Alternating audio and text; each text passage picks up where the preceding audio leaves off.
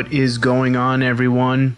Welcome to Create and Destroy. I am your host, Dan Donnarumma. This is episode number 3. I am extremely excited about today's episode. My guest for you today is Jesse Amesmith. Jesse is the lead singer and guitarist for Green Dreams. She is the lead singer for CD-Rom. I had a lot of fun sitting down and speaking with Jesse. And when I was putting together Create and Destroy and thinking about what I would want this show to be about and the types of individuals that I want to sit down and interview, Jesse is the exact type of person that I wanted to bring on to this show. Someone that is super talented, very creative, and is really living a lifestyle that embodies creativity and living as an artist. And I truly believe that is exactly what Jesse is doing. During our conversation, we delve into her bands, Green Dreams and CD-Rom, and some of the lyrics that she has for both bands and how her lyrical content can address some serious issues, some topics that can be very heavy and maybe unpleasant for certain individuals. And that's something that I really appreciate, especially as far as punk and hardcore bands go.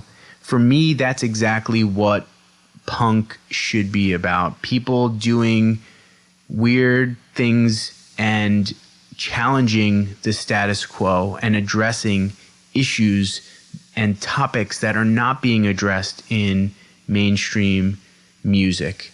And so I tip my cap to Jesse, Green Dreams, and CD-Rom for doing that with the music that they're putting out. We also talk about feminism.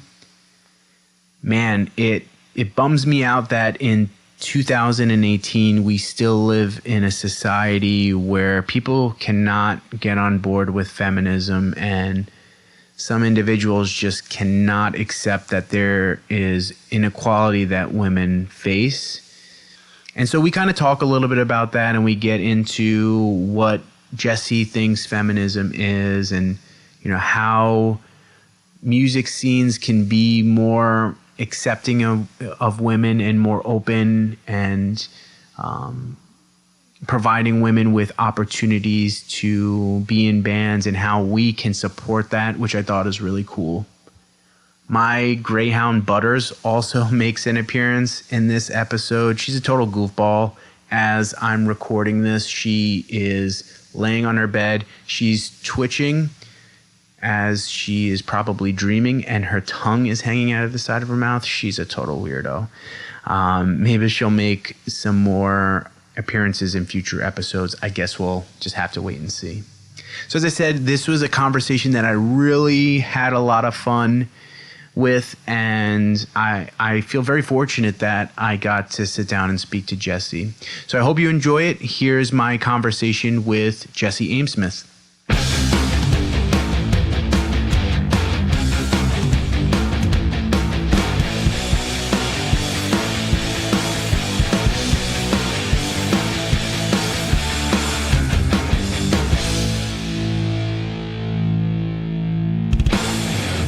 Jesse, how's it going? Well, good. Good, Dan. How are you? I'm doing very well. So I wanted to start out by saying that when you agreed to do this with me, I was so damn excited. Oh, yay. Because you are such a multifaceted and very talented individual. Thank you. I appreciate that. And then, and you're welcome. And when I started preparing and prepping for questions, I was kind of like, I didn't realize how talented you are and how many different things that you do. Well, thank you. You're a musician, a business owner, a yogi, a collage artist, a feminist, and an activist, a tarot reader. You've got a bunch of awesome tattoos, and you've worked at a tattoo shop previously. I still work in a tattoo shop. You still work at... Sorry. So that blows my mind because here we are beforehand just talking about all the hours that you're putting into your business. And on top of that, you're working at a tattoo shop still. Yeah. I have a problem. So basically, I have no room to ever complain about like work or anything when you're doing all this stuff. And that's wild to hear too, because oftentimes I feel like I'm like, oh, I need to be doing more. I actually like kind of talked about that when I was teaching this morning about this idea, like that we are always trying to do more. And sometimes it's like when you step back and look at what you're doing, like maybe it's enough. Maybe like nothing is enough. Like maybe if you didn't work at all and you like slept under a bridge, like maybe that would be enough too, you know? Like do you think part of that is because of the fact that you have a creative side to you and that you feel like idle hands are like the devil's playground, not to be cliche or anything? Totally. I think that there is a desire, like the Jungian archetypes, right? The creator. I think I'm probably that one. But like that thing where you're like, I like to do stuff. I like to make stuff. I like to use my brain, which I think is part of why it's hard for me to have, like nothing to do. So you do all these things. How would you define yourself? How would I define myself? Well, I'm a 3 if we're talking Enneagrams. And so my dog Butters just came up to her and is sniffing and licking her lips. I paused what I was saying to smile coyly at Butters. I would say that I don't know. That's a great question. I wear a lot of hats. I think yogi is like the first thing. Power Scorpio, you know. I don't know. Like I think artist, musician, yogi is like a pretty like good blanket trio. You know, maybe I couldn't define it to one thing, but what would one thing be? I don't know. That's a good question. And so you're the vocalist and guitarist for Green Dreams. For those who have never heard your band before, how would you describe what Green Dreams sounds like? I would describe our band as if Courtney Love had cleaned up in the 90s and joined Ween. That's an excellent description. That's like spot on, I feel like. I actually had to like do some thinking about that one because people are like, what's your band sound like? And I'm like, rock and roll. Which is like not enough of an answer, you know? So, yeah.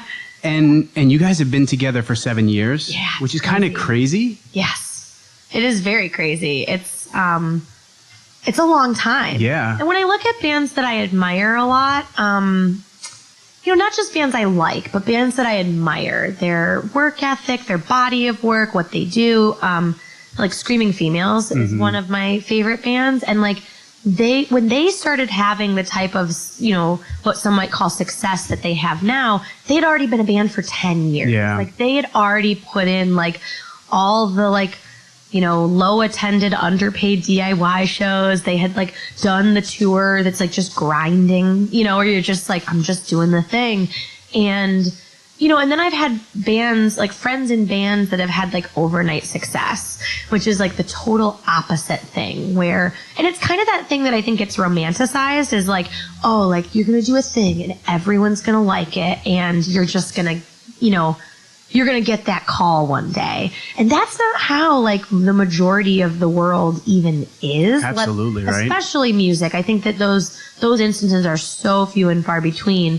But like none of those bands are bands anymore. Like a lot of my friends that had a lot of success early in their band's career, either the band broke up, the label fell through, no one cared about the record. I mean, I don't know, or the second record, and it's really interesting to sort of, I think I measured myself against friends that had had a shorter lived, like it burned really bright and hot for a really short amount of time. And I feel like Green Dreams at this point has been this slow burn. And I feel like now I'm making music that I don't think I would have thought I would be making when we started, which is cool. And also like, I think I'm making better music now because the band has had all this time and had a bunch of members and gone on the road and like then decided to not go on the road. Like when we opened the business, it was kind of a decision to be like, okay, so we're not going to try and like do the band tour for 6 months out of the year. It's not what my life's going to be. So reevaluating that and looking at that, and it's cool to be like, oh, right, it doesn't have to be any kind of way. If we're going to do this for an indefinite amount of time, it's going to have to fit where we are, which is kind of weird and mature sounding, you know? Yeah. Like and being that you've been a band for 7 years, how do you get ahead of that grind and feeling like, man, I still want to be putting together some things that I'm proud of, but man, it's been a good chunk of time that we've been doing this. I think that getting away from trying to write music that sounds like a certain thing. When we started playing music together, I wanted to like be punk. Like I wanted to be in a punk band. I didn't want to write about feelings. I wanted to talk about issues. You know, like I really wanted to have it be this one kind of way. And I got in my own way with it. And I think that if people, like getting ahead of that grind, I think is like surprising yourself and just making music that you want to make and remembering that it should be fun, which is like a kind of a cliche to say like it should be fun, but it should be fun. If it's, because it is a job.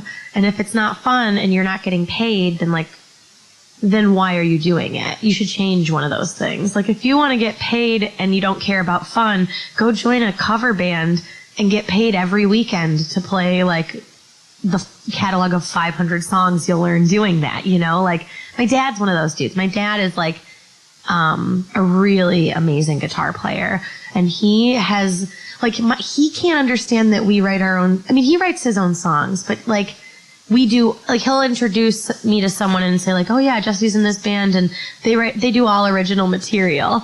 And it's like, whoa, right. Because when you were like, my dad used to make a living playing in like a Southern rock band in like the 70s and 80s. That's really awesome. Yeah, because, because bands used to get paid to, entertainment industry was different than it is today. Yeah. And like he ended up playing in different kinds of bands to keep paying the bills. So it was like, okay, so my original band, we moved the band and it didn't take like we thought it would. So now I'm going to like join this band that does weddings. And my parents were wedding singers together out in California, which is like, yeah, we have a headshot on we have a wall in our apartment with family pictures and stuff. We have a headshot of the two of them that is hilarious. That's incredible. It's real good. So would you say that you get your creative side from your parents? They're both very creative people. They're both musicians. My mom is my business partner at the yoga studio.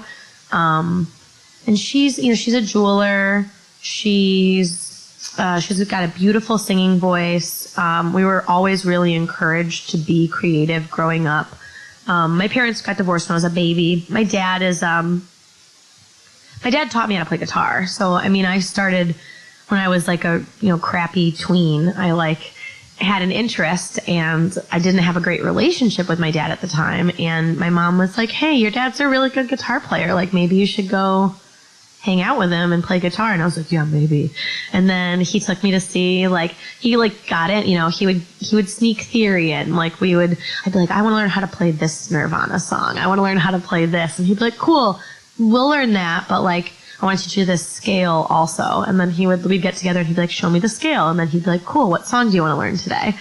And he took me to see Kitty and Static X. Oh my God. And Fear Factory. Dude, Static X was my jam back in the day. Sweet Wayne Static was I was like, who is this Slim Jim man? And I wore a band shirt I wore a Kitty shirt to the concert because I wanted everyone to know that that's what I was there for.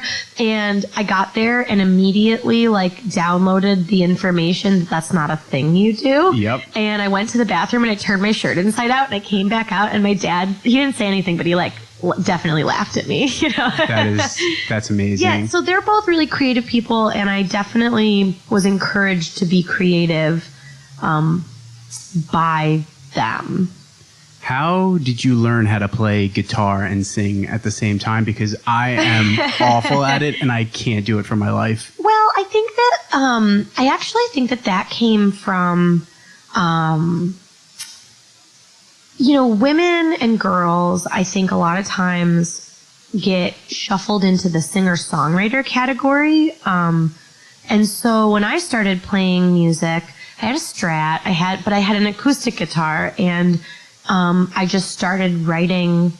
I started writing songs like as soon as I could pick up a guitar. Like as much as I wanted to learn how to play songs to like impress my friends, I also wanted to express myself that way. I loved Lisa Loeb. She was like an early queer crush. Was like, I come to find out I was a little in love with her. And I just felt like I had something to say as a youth, you know, and so it just kind of, it's actually how I learned, was playing and singing. I played the saxophone. I played the saxophone in middle school and high school, and I still play it now. And so there was some like, and I did choir. So like I was very comfortable making music when I transitioned from like formal music into like, I don't know, what you call like punk bands, DIY. Yeah, like, yeah. Right, you know, when I started doing that. But it actually, I don't know. That's never been hard for me. Learning to like solo and use pedals and like write not for my voice is actually harder for me than like I feel like I'm always writing in the same key, and then I realize it's like, oh, that's because that's the key my voice is in, you know, like, oh, right, of course I'm writing in this same place. So yeah, I kind of had to unlearn some of that to grow my musical brain and be like, cool, so if I wasn't, and this is like maybe a more interesting answer to that question, like if I hear a song in my head and I have a melody and I'm playing just the sort of root note chords with it, sometimes I'll stop myself and I'll be like, what would I play to this melody? Or like I'll record myself singing it and then I'll play along to it, and it's like, what if I wasn't singing? What would I play then? And then it's a challenge because, you know, hearing these two parts and then making your hand and your mouth do those things is wild sometimes. And yeah. Oh yeah. Sometimes I try to sing and play. I'm just like, I can't do it. Playing and singing along to songs you know by heart. Like that's my advice to people when they're like, I want to learn how to play the guitar. Like, how do I learn how to play the guitar? My two pieces of advice are play every day and play along to songs that you know inside and out. Even if it's a song that doesn't have the guitar in it, like if you can pick it out by ear, pick the power chords out of like the melody by ear. Because it's that like weird, like sense memory that you have to tap into, where like your hand and your mouth have to like trust that they're on the same page on that, you know? So, yeah. Now, when Green Dreams first started, how important was it to the band that there be a message that you guys were putting out along with the music? It was definitely really important. I had been playing music with some friends that weren't sure they wanted their band to be like that before Green Dreams started. And we had some conflict about that, about like what types of bands we were playing with, what types of songs we were writing. We gave an interview to this magazine in Toronto, and like there was a little bit of a in-band argument about like calling ourselves feminists, about like, you know, are we doing that? Is that like the thing? Are we standing behind this thing? And so when Green Dreams happened, there was definitely some reactive stuff to being like in a girl, because I was in an all-girl band before Green Dreams, and like we got pegged as like, hey, check out these chicks, they got guitars. It's like, yeah, and people liked us, and I don't want to like diss on people for liking us, but in hindsight, there was definitely some novelty factor that like I was uncomfortable with, but also that I wanted attention. I wanted people to like my band. So there was a reaction to that when Green Dreams started, where I was like, no, this is serious. Like I have something to say, and I don't want it to be, what's the word I'm looking for? Like, sorry, it's bad for podcast. I didn't want it to be background music. So it was really important. And actually, as time has gone on, it's gotten less important because I just need to write. And what I write, like, I mean, it matters, but it doesn't matter. Like, realizing that not every song has to be like, I don't know. Or people will get your message out of, I get all sorts of stuff out of songs that have very little like direction, you know? So trying to be less directive and just more honest with what I'm writing and less like it doesn't need shock value, you know, it doesn't need that thing. Yeah, I definitely get that too with some bands that I listen to, just the atmosphere or the vibe that the artist is putting in the song. Sometimes we can invoke our own meaning, right? Yep. So yeah, I totally think I can totally see that. Mm-hmm. Now, Here at Castle Makeout came out in 2016. Yeah. What does that album mean to you? Oh man, that album means a lot to me. Here at Castle Makeout is a reference to, there was a website, it was around from, I want to say like 2007 to about 2016, 2017, called The Toast. And it was like a satirical, like literary pop culture website. And they would have the person who, and I'm actually going to look their name up because they've changed their name since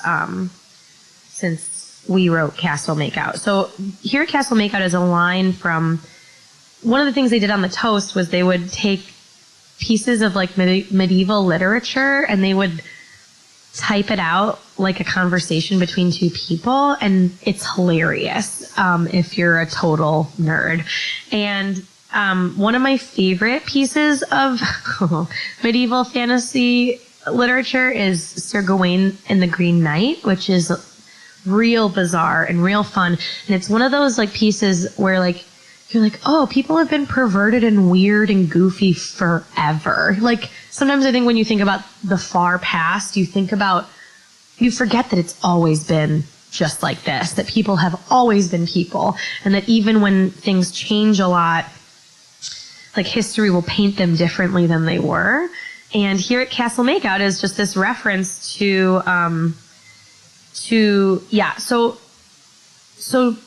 Daniel Mallory Ortberg is the person that was one of the editors of The Toast, and they wrote this line talking about chopping people's heads off here at Castle Makeout, and it became this inside joke with a group of my friends, and that phrase came to represent like what, like kind of that realm of an inside joke, like that space where friendship exists that's tangible, but it's not always a place. Sometimes it's a place. Sometimes there's like a house that everyone lives in or a coffee shop everybody goes to. But Castle Makeout is more of an idea. It's more of a nod and a wink. Hey, you like the thing I like. I like that thing too. And so that record is all about friendship and softening. There's a lot of really hard songs on that record, and there's a lot of songs that get a lot softer. And the songs we've written since then, I think, are a response to that softening. Or like the idea that to be soft, you have to be hard, and to be hard, you have to be soft. I was going to say, so when you say softening, is it just more growing up and just kind of being more open to taking things in stride? You're like letting go of trauma a little bit, like letting go of that idea that you have to be like ready to fight at any moment. Because I think in this world, a lot of times you do have to be ready to fight at any moment, especially when you have something to say, a point of view.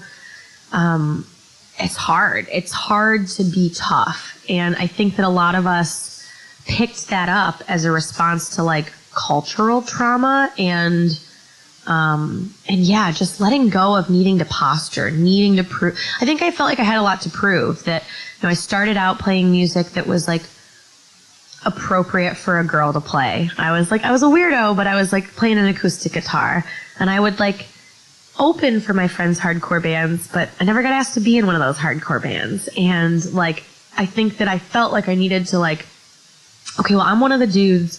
I gotta be tough. a da-da-da-da-da, blah, blah, blah, blah. And I don't feel any of those ways anymore. I love not being one of the dudes, you know, that thing where it's like, oh, that culture that I like grew up emulating, there was a reason I couldn't break into it. It's because it wasn't for me. It wasn't like, and what I had, that like that idea of castle makeout, like what you have is sometimes like, you can't say what it is. Like, it's just, you're like, oh, right, this has always been here. I've like always had this community, like this larger community than just the people I went to high school with or the people I, you know, went to shows with, that there are other people that feel like I feel. And so I think that softening is really like a softening to like just letting myself be who I am. And the idea that you don't have to be just one thing, that you can be a tough guy and like still write a sad song. You know, you don't have to, you can write about like police brutality and injustice in the world, and you can write about your feelings and like someone that like pissed you off real bad. You know, you don't have to just do one thing. So that record was really that for me. It was like this sort of celebration of being a whole person. What would you say is your favorite song or one of the most important songs off of that album? The title track, Here at Castle Makeout, is definitely, like I cry sometimes when I sing that song. It's a super important song. I think the title track, or not the title track, the first track on the record, Be Here Now, is another real personal song that is about, the title is taken from the name of Baba Ram Dass's book of the same name, Be Here Now, and is all about like just showing up in the moment and like not holding yourself to expectations or standards beyond like that feeling inside and that like internal compass. And like a compass moves, you know, like depending on where you're standing, and remembering that you can sort of right yourself, that you don't have to just like spin and spin and spin. And I think the other song that has sort of like stayed for me, well, one song on that record, Body Magic, was it was on our demo tape. Like we've actually recorded, and on Sweats, I think we've recorded Body Magic like 3 different times because we really like it and because it keeps changing. So that's kind of that one has like kind of a special place. Yeah. Do you ever feel anxious or kind of like weary about putting certain songs out into the world based upon what the song sounds like or the lyrics that you put together? Yeah, totally. And I feel that way now that we're writing songs that are less punk, that are less, that are more melodic, that are more personal. We're playing with Anti-Flag next weekend and War on Women, which is going to be hilarious and awesome. And 15-year-old me is pumped, which is why we had to say yes. I was like, I can't say no to this weird and awesome show. I gotta do it. But there was this moment where it's like, I mean, not like Anti-Flag is like, you know, super tough and punk or anything. But there was this moment where I was like, did they listen to our old songs when they booked us? Are they gonna like this new direction that we're taking? Like, yeah, it's definitely hard to like when things change. I feel like whenever it changes, you know, we've had a couple of lineup shifts over the years, and like that always changes things. And sometimes you're like, all right, let's see if they like it. So I've always appreciated bands, especially bands that have been around for a while, that can grow with the audience. That, yeah, it's cool to do the same thing and to have the same sound, but I've always appreciated bands that have been able to try new things and have some new types of sounds that they're working with. Because, yeah, I could go back and listen to a band's older record and still get the same sound if I want to listen to the same stuff over and over. Right. Or like if they're writing the same record over and over again, why not just listen to the best one? You know, like it's kind of that thing. And that's why I think I like to like Ween is one of my favorite bands, and why I would say that we sound like them is not because we sound like them, but because they're a band that just does whatever they want. You know, I put a Ween record on, put Chocolate and Cheese on. We were hanging out with some people, and about 3 or 4 songs in, someone was like, "What's on now?" And I was like, "Still that same record." And they were like, "What?" It's like, yeah, it's different, but it's the same. You know, it's like, it's still them. They're still doing it, but song to song, album to album, you're going to get just whatever they're going to give you, which I think is super cool. And I would like to like lean into that and like try to let go of some of the anxiety about it. Because right, just what you say, I love to grow with bands. Like when a band puts out a record and you go, yeah, because it's not what you expected, but it's still really good. Yeah. Some of my favorite bands are the ones that when people ask me how would you describe this band, it's like I don't even know like how to describe their sound. So yeah, I would say that that's awesome that you guys are doing that. Cool. And you also sing in CD-Rom. Yes. Which I think is so awesome. When I first listened to it, I was like, oh my God, I feel like this is a combination of like surf and garage punk mixed with like this awesome synth wave that I feel like it's like taken right from like a John Carpenter movie or something. So good. It's so awesome. The guys will be happy to hear that. Yeah. So could you talk about how that sound came to be and that band came to be? Yeah, for sure. So Mike Terzansky, who plays synth in that band, is a good friend of ours and has done a bunch of music videos and art for Green Dreams over the years. And he and I have played together a couple times in the past. We did some Grimes covers for a girls rock benefit, and for a while, I was filling in sometimes and playing with his other band, Drippers. And then we kind of had this idea we called it Green Drips, which was like a Drippers and Green Dreams hybrid band. And was it 2 Halloweens ago?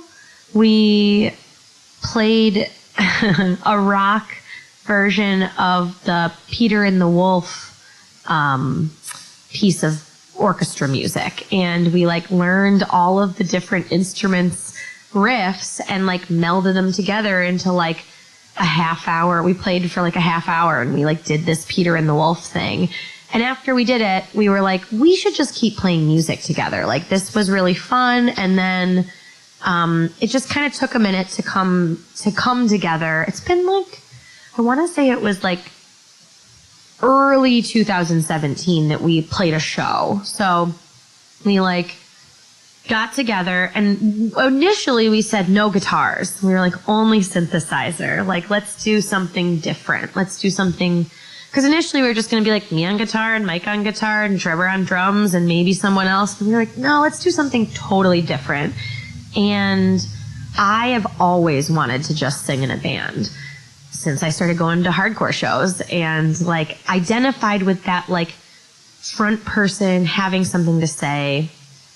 And because it just looks like fun. It just looks like fun to run around and yell and scream into a microphone. And it is. If you haven't done it out there, give it a try. It's real fun. And so that's what I said. I was like, how about this? And they were like, cool. So we got our friend Kevin Burns, who was in sports and he's been in a bunch of bands over the years. And our friend Nate Briscoe, who was in Ginger Faye Bakers and played with Mike in Loose Zeus, and who's an awesome bass player. Nate's got the coolest, funkiest bass lines of all time. And Trev on the drums. Excuse me. And we started, Mike Terzansky, talk about someone with a high creative output. Like, he had like 6 songs before he's like, I got songs. It's like, cool. So they go in and he writes faster than like I can keep up with. I've never worked with anyone like that before. It's crazy. So like they go in and they demo stuff. Like Mike will go into his basement and he'll demo bass, drum, and synth and then send it to us and be like, what do you think about this song? And Nate will do the same thing. So Mike and Nate do the structural songwriting. And then the way we've done it so far is that they'll write, and we'll get it and we'll all kind of edit. We'll be like, hey, let's do this part this many times. Like, hey, this seems a little long. Or it's like, cool, that's perfect. And so then they'll go into, Mike's got a home studio, and they'll go in the basement and they'll just lay it down. And Trevor and Nate will do the bass and the drums, and then Mike will do the synths, and then Kevin comes in and does more synths. And then they get me versions to listen to, and then I put it in my headphones and I just listen to it over and over again until sometimes something writes itself like immediately. And sometimes I have to listen to a song for 3 days to like get it finished. And so that's like kind of how it just kind of happened. And at first we were like, this is going to be our for fun band. And then I wrote really heavy stuff. And I had a lot of like, cathartic sort of like, I call it being like untethered, like I'm off leash in that band, and getting to sing, just like what I was saying about the guitar earlier, like what would I sing if I wasn't playing a guitar? It's like, well, whatever I want to. And I'm actually, we're playing with Andrew WK on Tuesday, which is going to be awesome. I wanted to ask you about that. How excited are you about that? I'm so excited. Seeing Andrew WK at Water Street in high school was like a life-changing experience. My friend Shelly got up on his shoulders. Like, I tell that story like it's my own because it was so important, even just because she got to do it. And yeah, it was cool. It's cool. I mean, not to talk, too much smack about, whatever, but it's a dumb, like, pay-to-play situation a little bit. Like, they want us to sell tickets and we get very little cut of it. We were like, we gotta play with Andrew WK.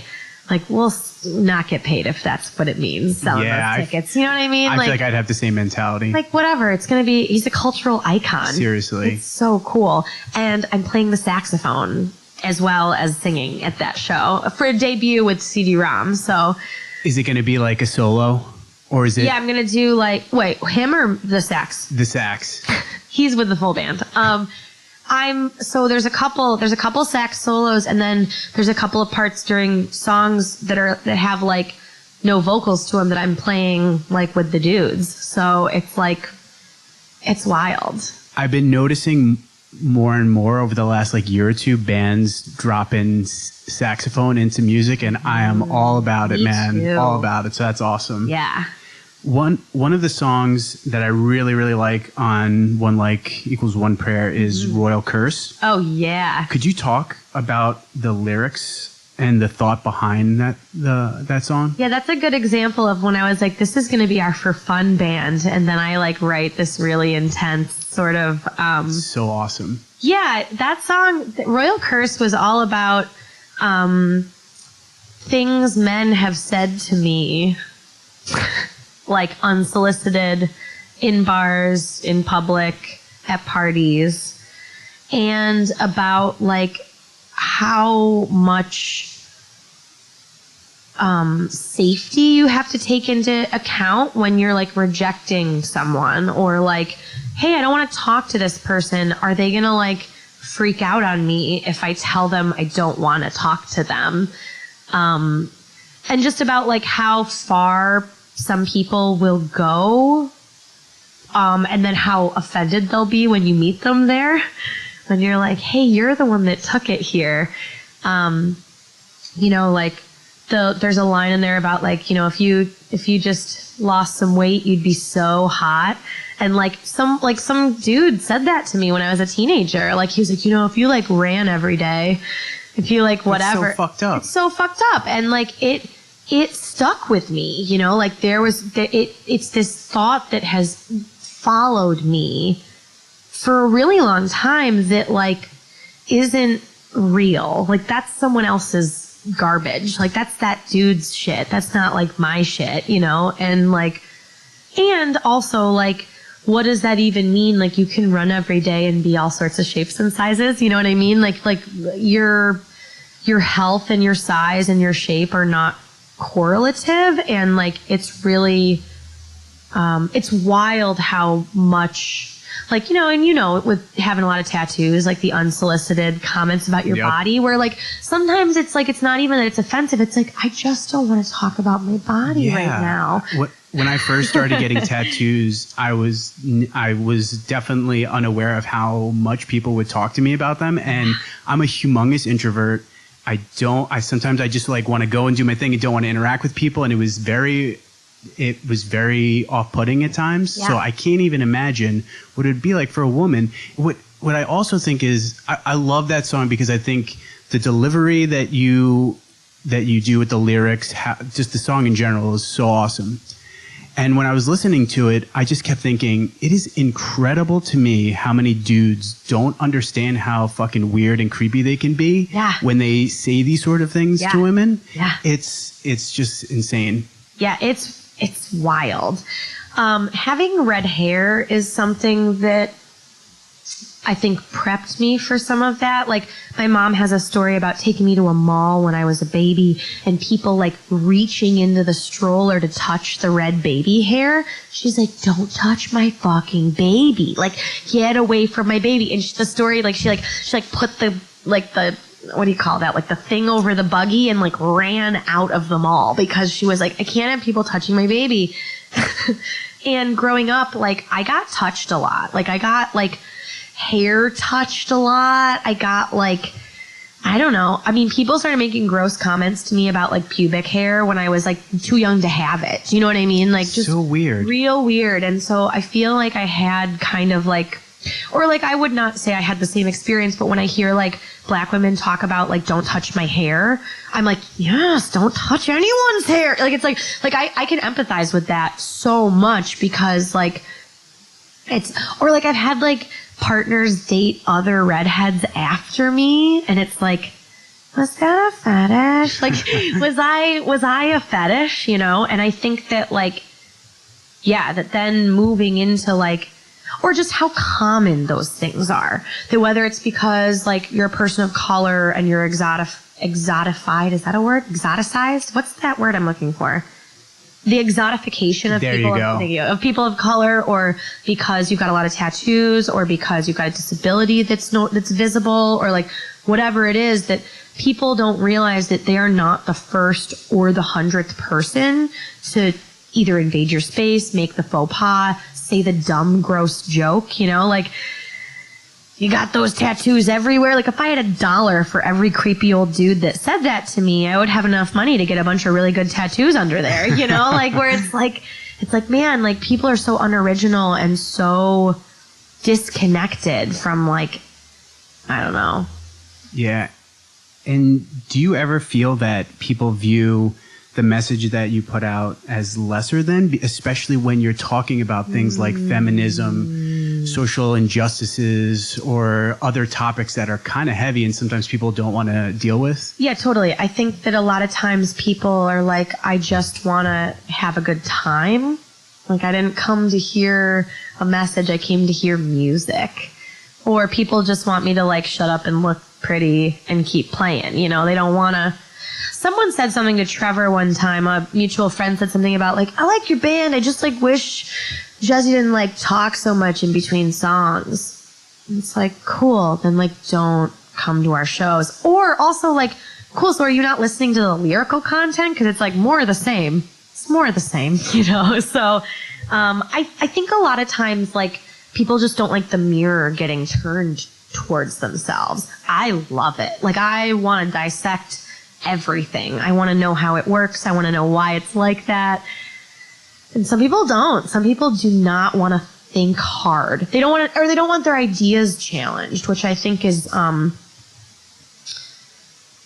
don't know, I love being proven wrong. That's not a direct challenge to people out there, because I don't love that. But like, I love when like, or like you meet someone and you have a weird first impression of them, and then like they prove you wrong because it was just a weird first impression, and you're like, oh, like I really like that person. Like, I'm into that. I'm into a redemption story. I'm into like growing and changing, or like in a Miyazaki movie, how the bad guys always end up helping the heroes at the end of the movie. Like, they're never banished. They're never killed. They never, like, send them away. They, like, welcome them in. And so that's the thing that I think is, like, hard, is that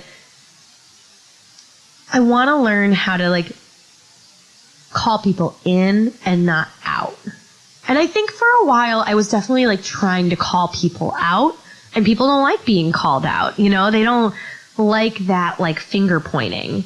So figuring out how, again, to, like, soften, how to, like, make it more of an invitation to, like, sit at the table and have deep thoughts and, like, reevaluate, like, how you thought you felt about something or what you think now, or is so different than just being like, this is wrong, don't do that, you're an idiot, blah, blah, blah, blah. And, like, that's taken a lot of, like, reining in, because I just thought everyone felt like I just thought that, you know, human rights were a non-issue. I didn't realize, like, oh, no, like, sexism and racism and homophobia and xenophobia are, like, all still, like, alive and well here, like, with, among my friends even, you know, and it's like, oh, like, weird. So that's been, that was a mind blower, where it's like, oh, weird. You don't think like that. Yeah. You don't think this way I think. It's wild. Now, how would you describe feminism? I would describe feminism as the idea that, like, women are people and that equality, like, feminism operates under the idea that, like, things have not been equal. And I think that that's something that people misconstrue, is like, but things are equal, so feminism must be, like, femme supremacy. And it's like, no. Things are way not equal now, currently, or ever. And so it's the idea of, like, bringing everyone to a similar place. Like, I feel like when I hear people talk about, like, feminism versus humanism, I think it just throws away history. Where it's like, yeah, no, I'm with you in theory, but in practice, like, we're not all the same, and we don't all have the same rights. So I think feminism is something that, like, humans need to attach to, even without the word, although I don't think there's anything wrong with the word or with, like, identifying with it, because I obviously do. But, like, even without the word, that the concept of, like, holding others up, or, like, reaching your hand down to help someone up, not just like, oh, well, I climbed up the steps, so you can climb up the step too. It's like, cool, maybe they were, like, down a step further than you were. Like, maybe they can't get there without you reaching down to help them out. So I don't know. I think that, like, the crazy idea that women are people too. Why do you think people have such a hard time with getting on board with feminism? Internalized misogyny? I don't know. I think that people just don't like that light getting shined in. I think that people, I don't know, I grew up in a family that was mostly liberal, very, like, you know, we had gay relatives, we had interracial marriages, we had adopted kids in the family, we all got, you know, my relatives had all been divorced and remarried and whatever. It was a very, like, open family. And I think in the 80s and 90s, there was a lot of, like, we did it, guys.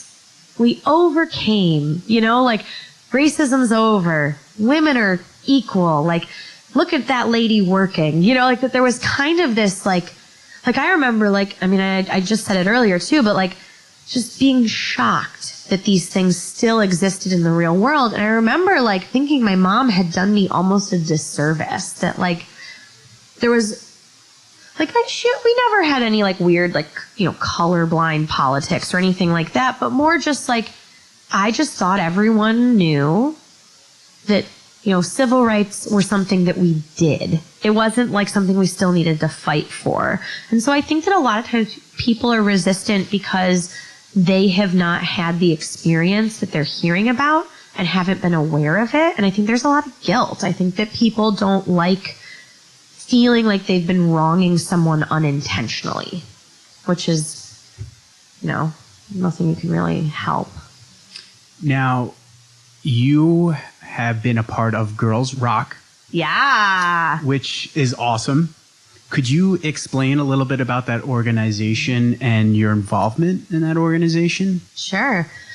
So Girls Rock camps, and now this year they're having, not the first, but the first one in Rochester, Queer Rock Camp, which is awesome too.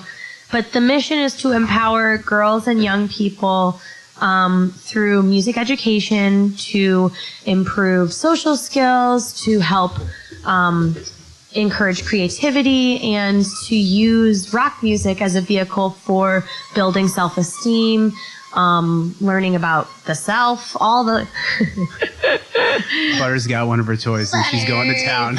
We love it. So Girls Rock Camp is awesome, and volunteers come together every summer to teach a bunch of young kids how to play guitar, drums, bass, keys. They do workshops on stage presence. They do band merch, and they learn how to screen print. They go to consent workshops. They do like all sorts of awesome stuff.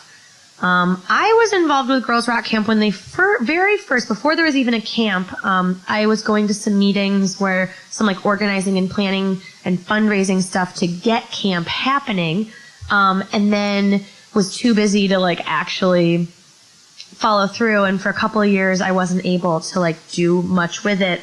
But a few years ago, I was like, I need to prioritize this. Like, I need to make this a thing for me. And so I started doing it, and I did guitar, and it's just awesome. I wish I had more time to give to help with the organizational aspects of camp. But it's like a full-time job. I mean, now they've grown to the point where like there are paid jobs with the camp. You know, I mean, I don't know what it pays, but it's definitely like, hey, we know how much of a time commitment this is, and one of the ways to make this sustainable is to like keep people sustained that get it going.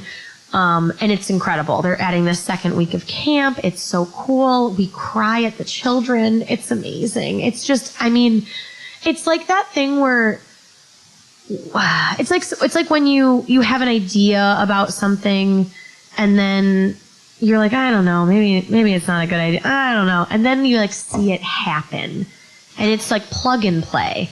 Like the kids do it for you almost, you know, like the framework is there. And the cool thing about Girls Rock Camps too is that there's the Girls Rock Camp Alliance. So there's sort of a national umbrella, like you don't have to reinvent the wheel. There's a conference that a bunch of the organizers go to every year to like learn new stuff and to help with organizational elements. And it's cool because you kind of just set it up, and then the kids come, and then it just happens. It's like it's like almost better than you could like script, you know, where they write the sweetest things about how empowered they feel. And it's like, I don't know. I think a lot of times, like when we grow up, we get told that we shouldn't want attention, you know, like, hey, don't try to be getting attention at this thing, whatever. And Girls Rock Camp is awesome because it's all about like the right kind of attention, about like working hard, about being creative, about connecting with other people, and then everyone comes and watches and cheers for you, and it's awesome. As opposed to like the kinds of attention that we end up seeking out sometimes because we're told that we're not supposed to want. I don't know. Does that make sense? Yeah. What do you think can be done by everyone in general towards making music scenes be more inviting to women being in bands and having a very vocal part of a music community or music scene?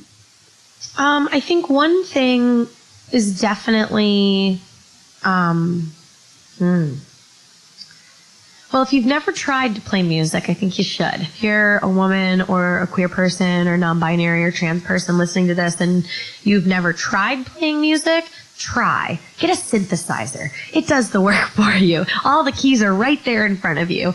Because, you know, a lot of times, like when I've proposed this question in the past, be like, why don't any of the cool girls I know like play in bands or do whatever? And a lot of times people will say like, well, I'm not good at music, or I don't want to play music, which are two like totally valid things.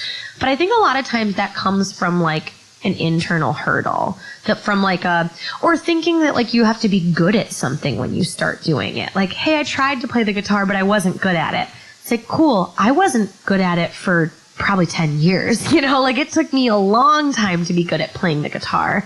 And so I think that that's thing one, is like that if you don't see people like you on stage, that you should try and get out there. I think the other thing, and this is something that's really hard, is that if you're booking shows or if you're going to shows that like are only white men, cis white men, like playing in the bands, that it's helpful to just say something about it to someone, to the promoter, to someone in the band. I mean, we make a real effort to not play shows where, and now that Emily's in the band, it's different anyway because there's two of us anyway, but that we're not the only women on the bill. That if there's no other women on the bill, that there's people of color on the bill, or queer people, or that, I mean, you know what I mean? Like, we just try not to just say yes to the same things all the time. And the other thing I think that helps, and this is just a personal opinion, but more diverse lineups at shows, like I've been, I've heard before, like, oh, well, we were going to ask so-and-so, but it didn't really sound right for the show. And I can relate to that. Like, I know that feeling where you're like booking a show and it's a really diverse, like, sounding lineup, and you're like, is this going to be weird for people? And what I've learned is that, like, people don't care. I mean, people don't care. Like, I mean, people who care that every band sounds like the band that they're there to see and that they like are boring people.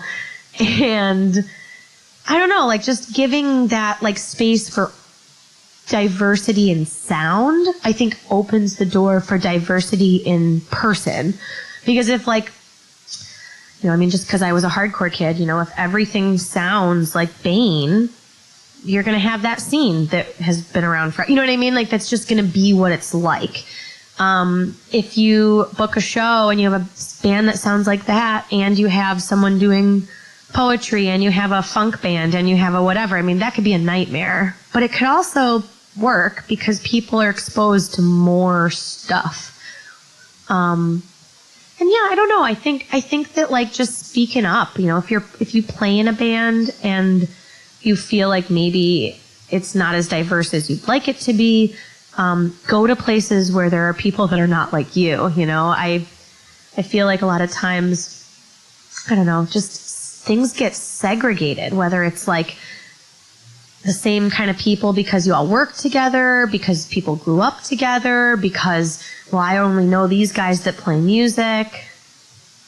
It's like you got to go other places and, like, do other things. I don't know. I think caring about it is the biggest thing people can do.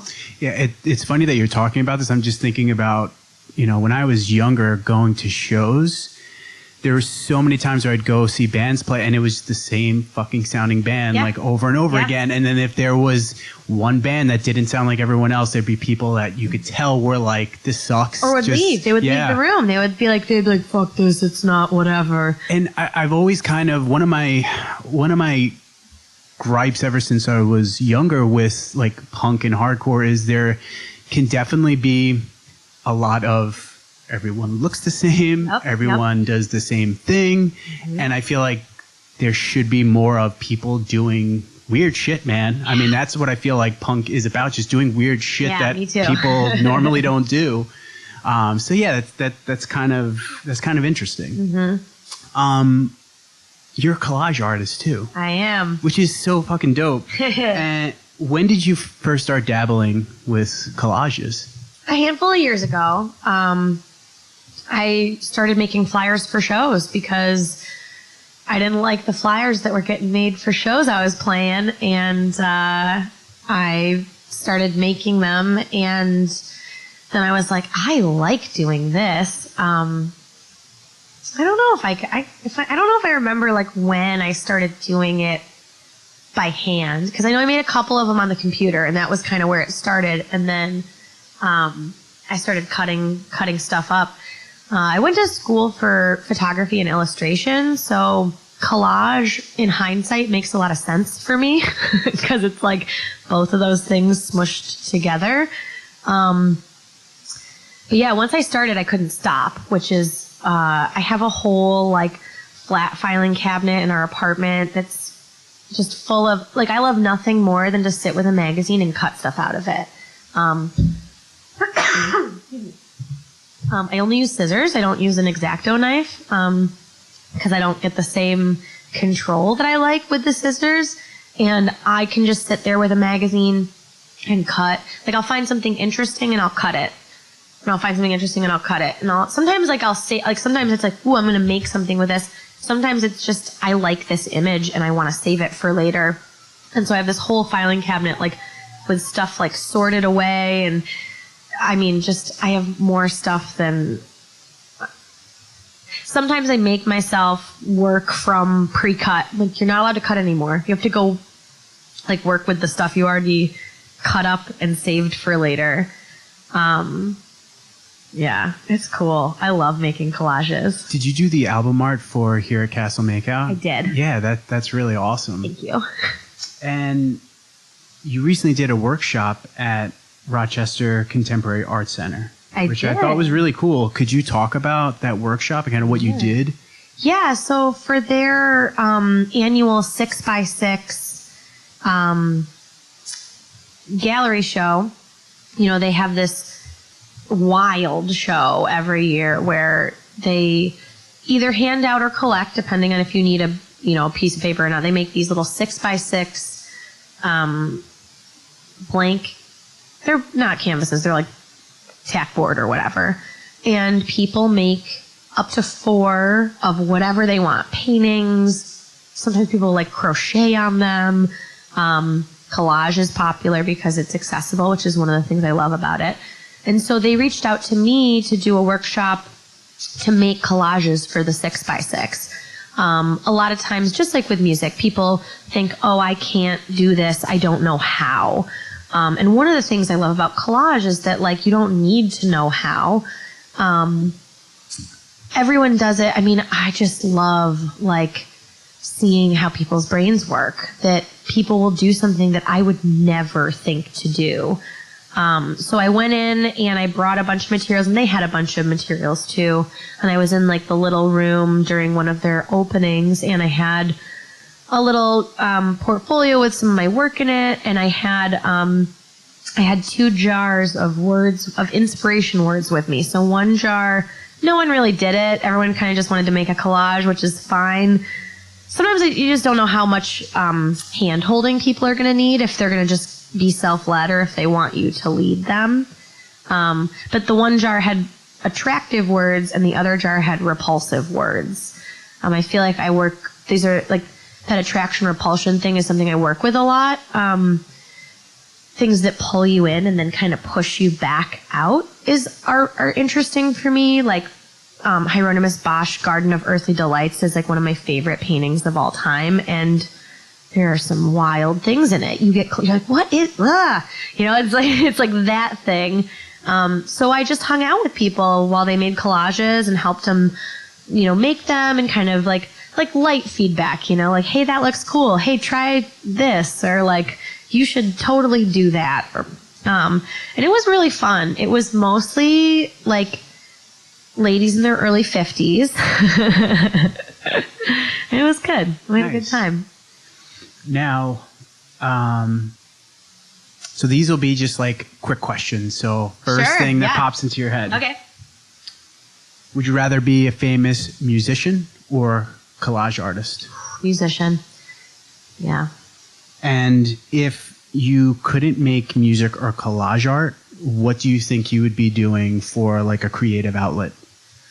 Photography.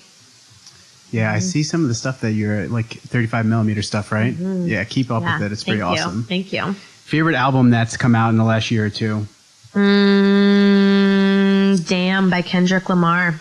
Such a good album, right? Good album. So damn good. Yeah. To Pimp Up, I personally liked To Pimp a Butterfly better, but just personally, not because I think it's better. Just I listened to it like 100 times more. But Damn was like, Didn't he win a Pulitzer Prize for it? I'm pretty sure he did. Yeah. Like, it's just amazing. It seriously is awesome. It's so good. You get to organize your dream show that will have Green Dreams and or CD-Rom playing. Who else is playing? Whew, dream show. Well, I gotta toss Screaming Females on there because they're awesome.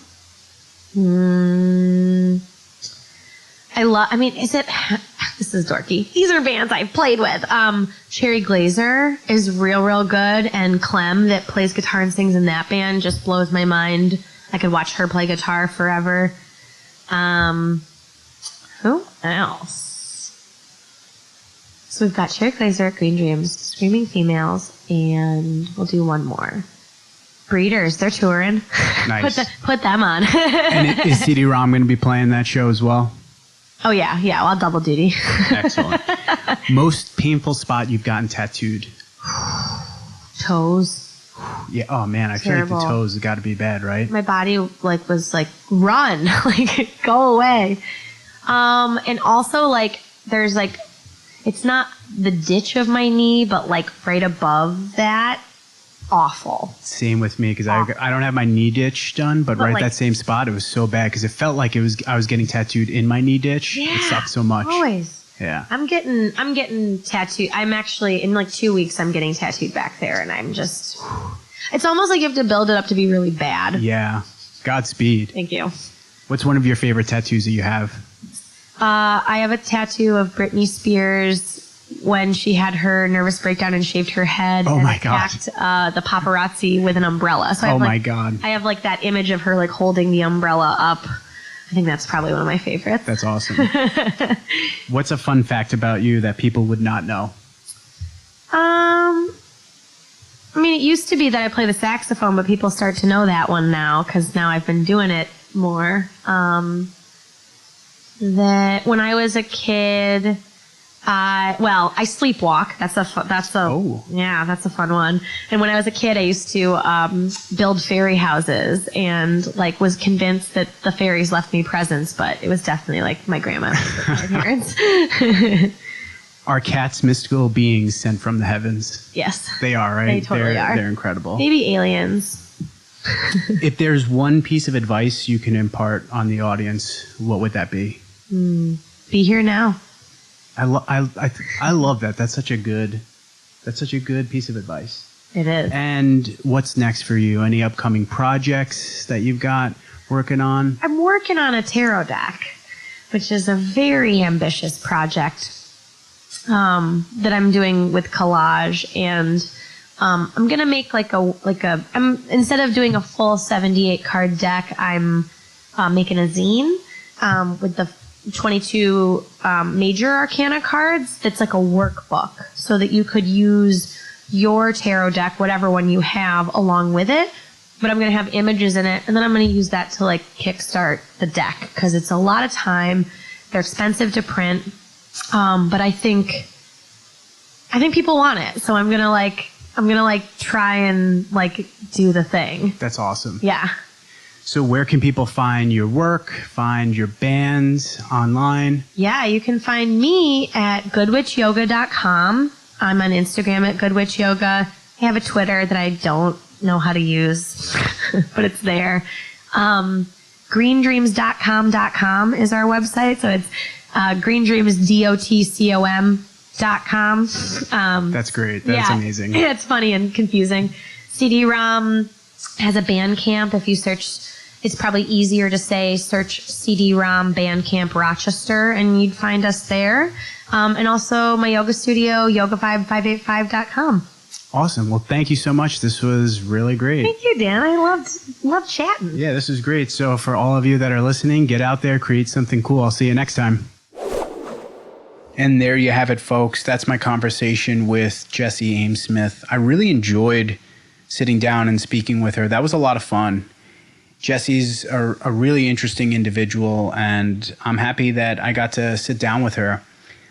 Definitely give both CD-Rom and Green Dreams a listen. The song Royal Curse by CD-Rom is really good, And I love Jesse's delivery in that song with the lyrics and her singing. I will add links to both Green Dreams and CD-Rom in the show notes, so make sure to give both bands a listen. I will add links to how you could follow them on social media, as well as a link to Jesse's art and some of her yoga stuff, so this way you could check out what she's doing art-wise and also check out what she's doing for yoga. Also, make sure to follow Create and Destroy on social media, so you can follow the show on Instagram, Tumblr, as well as on Facebook at Create and Destroy Podcast. I typically over the years have not really enjoyed using Twitter, but for the show, I'm going to try to use it a little bit more, and you can find the show on Twitter at CreateDestroy_. So give Create and Destroy a follow on social media. Make sure to check out Green Dreams and CD-Rom, and also to check out what Jesse's doing for her art. All right, guys, thanks so much for tuning in. I really appreciate it. Get out there, create something cool. I will see you next time.